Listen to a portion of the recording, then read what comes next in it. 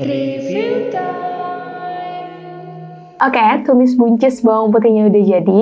Ini enak banget kelihatannya karena aku suka sekali dengan bawang putih. Dan rekomendasi masakan ini dari channelnya Vivin Livang sudah mencapai 126.000 kali tonton.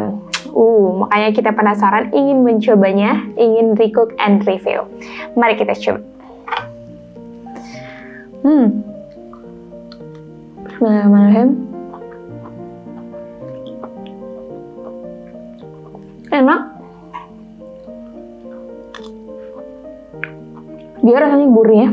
Jadi tuh kayak kita bikin sayuran terus gurih gitu. Selain seger tapi gurih. Nah, gurihnya itu ini dari bawang putihnya of course. Dan tahu nggak? Ini tuh amazingnya cuman pakai 2 bahan doang. Bawang putih dan juga buncis. Wow. Dan bumbunya ini pokoknya semua orang tuh bisa buat masak ini karena dia bumbunya cuma direm tok. Kan? Udah gampang. Terus bahan-bahannya mudah ditemui. Terus hasilnya enak pula. Oke lah, aku rekomendasikan untuk kalian, khususnya buat orang-orang yang malas masak, anak kosan, ibu-ibu yang lagi mager, wajib coba. Oke, aku mau lanjut makan. Jangan lupa di like, comment, share, dan juga subscribe, dan tekan tombol loncengnya. Bye!